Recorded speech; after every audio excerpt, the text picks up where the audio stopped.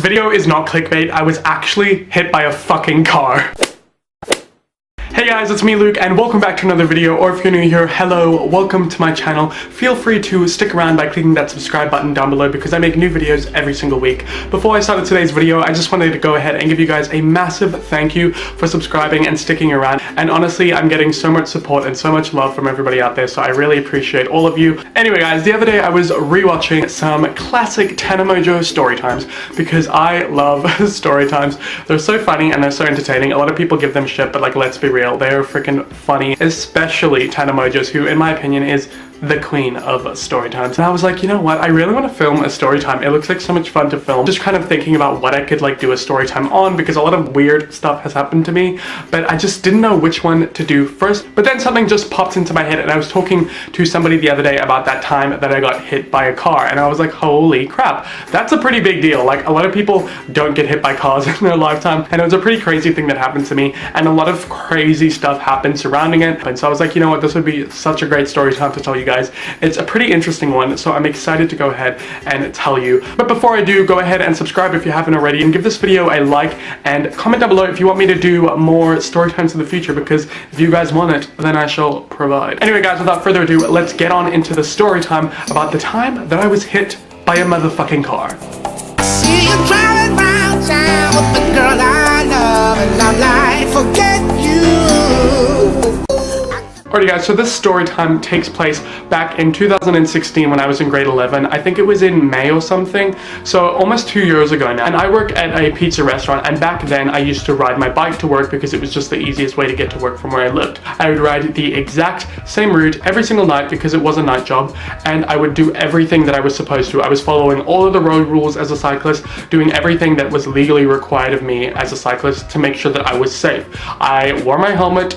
I had my reflector jacket on, those like really obnoxious yellow fluoro ones. I had my little light on my helmet, my little light at the front of the bike, the back of the bike. I had it all. I looked like a fucking Christmas tree. So the fact that somebody says they wouldn't see me is a lie. Anyway, we'll get to that. So that night, it was actually raining. It was not raining a lot, but I understand it was raining, so I feel like that's kind of an important factor to kind of slip on in there. So I was riding my bike as usual, you know, doing my thing, watching the road, listening to my music, all that type of stuff.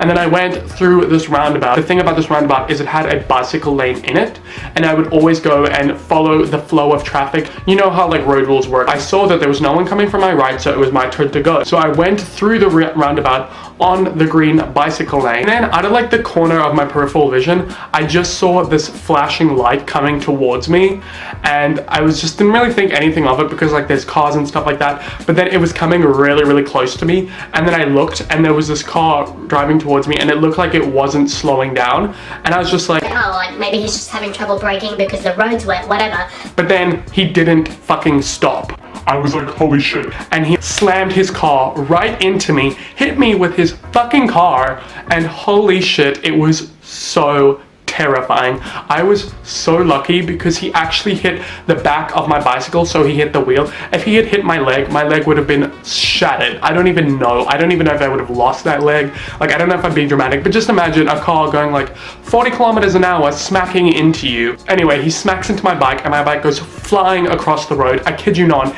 it was raining, so the roads were so slippery, and he had hit me with quite a force. I fell to the side and like skidded across the road, and I was so scared. I was like, holy shit, what happens if nobody sees me and somebody like runs over me? When something like that happens to you, you're just so in shock, you don't even like feel it. You just kind of like get into like a mode where you're like, shit, what am I gonna do next? So then I went ahead and like quickly grabbed my bike and ran to the side of the pavement and kind of like flopped myself on the ground. I saw a bunch of cars like pulling over because obviously a lot of people have seen what had happened, and thank God nobody ran over me. I was just so shocked. At the time, I didn't really comprehend that I'd just been hit by a car. I was just so confused, and like my arms were bleeding and I couldn't really feel the pain. I just knew that I was injured. And then the guy who hit me, I recognized his car, like he had pulled over as soon as he realized he hit me, which was good, but you'll see why it's bad. Then he got out of his car. He was like tall, and he was bald, and he was white, and all that type of, like, those were his descriptors, and that's all I recognized of him because I just couldn't see very well because I wasn't riding with my glasses on, because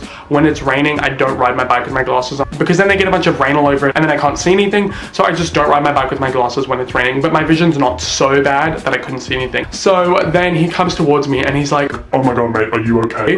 And I was like, yeah, Because like, what else do you say? I was so shocked. I was just kind of like, yeah, I'm fine. and he was like, Okay, are you sure? Do you need me to call anyone? I was like, oh no, I'm good. and he's like, Okay. and then he like gets in his car and fucking drives off. Like, what? I'm sorry, you just hit a 16-year-old boy with your car, and you're just gonna ask him, Are you okay? and then fucking drive off? Like, why don't you stay and check if there's something wrong with him? Why don't you, I don't know, like, what would you do? Call the fucking ambulance? Like, how about that? But no, he just drives the fuck off. Like, are you freaking kidding me? Like, I was so shocked. Like, I don't know, I just didn't want to be, Be like, yeah, like it hurts, I'm in so much pain. but I didn't expect him to just drive off. And then all of these other people were kind of like, oh my god, like, are you okay, blah, blah, blah. But I was kind of like, No, I'm fine, like just leave me alone, like I'm fine. everybody drove off and left me on the side of the road, which I don't really think is a good thing. Like, I feel like somebody should have called the ambulance. But anyway, I got my phone and I phoned my work. And I was like, Hey, it's Luke. and they were like, oh. Oh, hi. And I was like, So, I'm gonna be late for work. and he was like, Why? and I was like, So I got hit by a car. and he's like, What? and I was like, Yeah, I was riding my bike and I got hit by a car. so I kind of assumed that he would be, You're like, oh my god, don't worry, like, go home, something else. and he was like, Oh, do you think you'll still be able to come in? like, bitch, I just told you that I was hit by a car, and now you're asking me if I can come into work? I'm calling you because I cannot. And I was like, No, I should like probably go home, like I was hit by a car, you know? and he's like, Oh, okay, well, I might see you tomorrow then. and I was like, Yeah, maybe. don't even get me started on the people I work for. He literally asked me to come to work. So I put my phone back in my bag. I rode my busted ass bike because my bike was broken. My helmet literally, like the front of it was broken off. Drove my bike home, literally in so much pain. That's when I started to feel the pain in my right arm. I was just like riding my bike like, trying not to cry. But the pain was not that bad because like the shock had still kind of like numbed the pain, you know, when you get really shocked and you don't really feel something. Then I got home, my mom's like surprised to see me because like she thought that I was at work.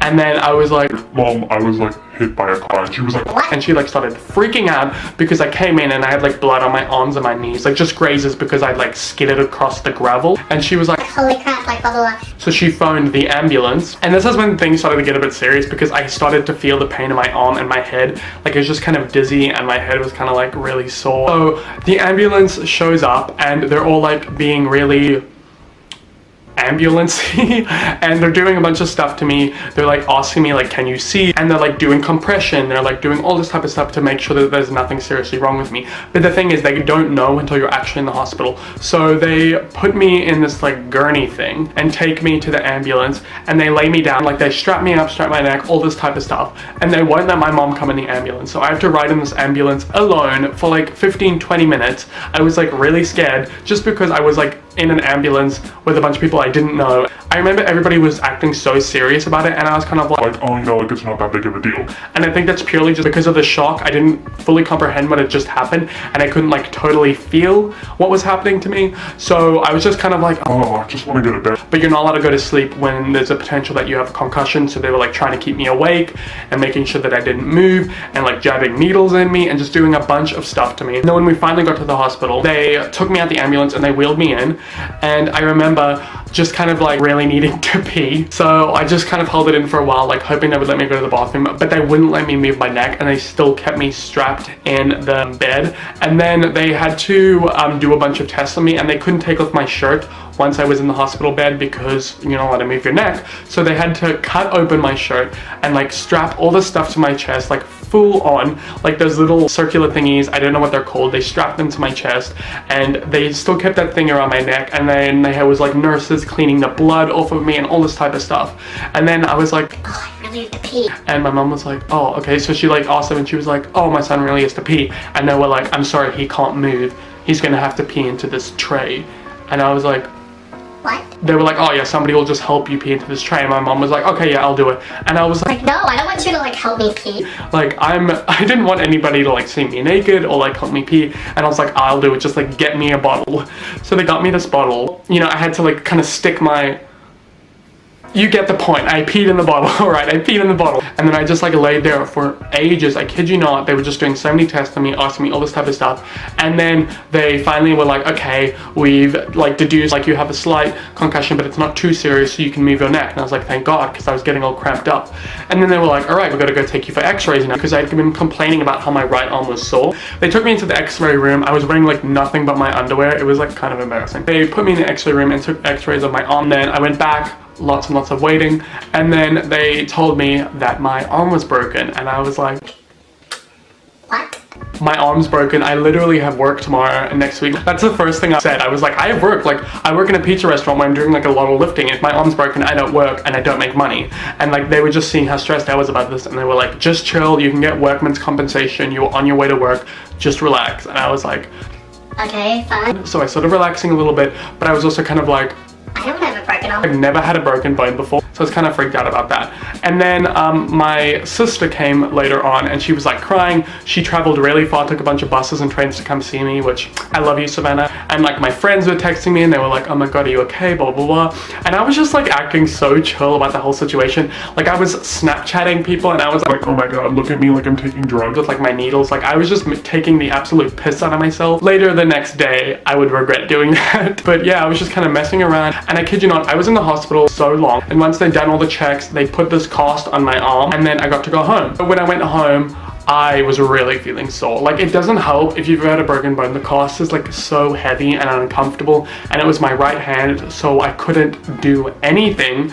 And then I just kind of lived my life. Like, I took a shower with my plastic bag, like did all of the stuff that you have to do when you have a broken bone. But this was 2 or 3 weeks before my block exams at school. Obviously, my hand's broken. It was actually my wrist, by the way. They said that my wrist was broken, so I couldn't write. So then we had to like call my school and get like all of these exemptions so that I didn't have to do my exams, which I was pretty happy about. But also I was kind of pissed about because I've been studying for ages, but you know, whatever. So I got out of doing that, but I was in a play at school. I was like the lead character out of 4, so I couldn't not show up, and I wanted to because we'd been rehearsing for a while. So I actually still went to the rehearsals and still did the play. I'll insert some pictures of me in the play with my broken arm.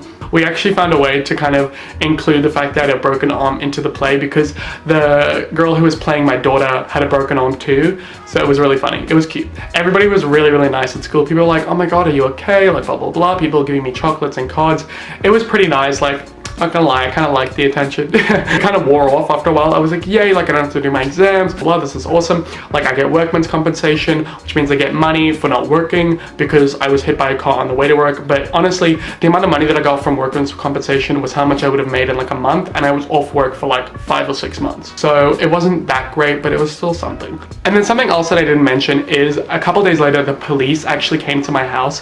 My mom called them because they wanted to try and find who did this to me. So they opened up like a mini investigation, and they were just asking me a bunch of stuff, like what did he look like, what did his car look like, do you remember anything? And I just struggled to remember anything because 1, it was raining and it was dark, 2, I wasn't wearing my glasses, and 3, I'd just been hit by a car, so I was in a lot of shock. So they were looking at a lot of the shopping centers, trying to get camera footage, all the type of stuff. They never ended up finding him, but my mom was like super pissed about the situation. And then like about a week after this all happened, my mom was like, Oh, so somebody from the newspaper is coming to give you an interview. and I was like, Wait, what? and she was like, yeah, a lady from the blah blah bulletin board, which is like the newspaper of our town. So I was like, Are you kidding me, Mom? and she's like, We have to let everybody know about this. Like, this can't happen again. Hit and runs with bicycles are such a bad issue. which it totally is. This was a time in Australia where there were a lot of bicycle incidences, like a lot of people hitting people on their bikes, to the point where cyclists actually would ride their bikes with like little cameras just in case somebody hurt them and they needed proof.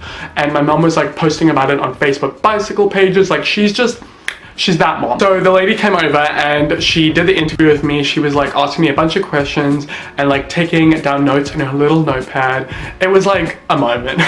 And then she asked to take a photo of me, and I was like smiling, and she was like, oh no, don't smile. And I was like, okay. So when I ended up seeing the article, it was like a picture of me sitting on my couch, like with a blanket on, and like my broken arm, and like my face kind of like But then they wrote the article and it was like 16-year-old high school boy hit and run, like all this type of stuff. And it was like on the front newspaper and everybody at school was talking about it. Like people I didn't know were like, oh my God, are you the guy that got like hit by the car? And even like a year later, people were still like, Wait, are you the guy that got hit by the car? like so many people who I didn't know knew me because I was the guy that got hit by the car. It was so funny. But then after that, people were so incredibly nice. Like, I don't know what it is about Australians, but they are so nice. Like people I didn't even know were like, oh my God, I'm so sorry you can't work. They were like sending me money. People were giving me like presents and cards and chocolates and sending a bunch of stuff to my house. People I didn't even know, like a guy I didn't even know fixed my bike and like bought me a new helmet. Like people were so unbelievably nice. It just, when something like that happens to you, it really kind of shows you how at heart most people just really are good people. And I think that's like something that I definitely took out of this incident because it just really proved who cared about me and that there are good people in the world. So I definitely think that's kind of like the moral of the story. But at the end of the day, somebody hit me with their fucking car and it like derailed my life for 6 months. But you know what? I just like to look for the positives in everything and I'm all good. For a while after then, like my wrist would always click and stuff like that, but it's totally fine now. I only have like this tiny little scar, on my hand for where like a piece of gravel like got stuck in my hand and they had to like pull it out. But yeah, it wasn't a super bad break. It was like a hairline fracture in my wrist. I think I only had the cast on, I had the cast for like 4 or 6 weeks and then I had like a brace on for like the rest of the 6 months. So yeah, that is the time that I got hit by a car. I'm really sorry if I spoke fast in this video, guys. I just didn't want it to be long. And I guess I get kind of passionate about when people hit people with their car and just drive off and think it's okay. But moral of the story, people are great. People love you. I don't even know what I'm saying. Just be careful when you're on the road out there, guys. If you're a driver or if you're a cyclist, just be aware of your surroundings and let's try and keep everybody safe. Anyway guys, if you want to go ahead and follow what I'm doing when I'm not posting YouTube videos, then go ahead and check out all my social media down below. And if you haven't already, please go ahead and subscribe for new videos every single week and click that post notification bell down below so that you'll be notified when I upload another video. Alrighty guys, I really hope you enjoyed this video and I will see you in my next one and I hope that you have a great day or night wherever you are in the world. Bye!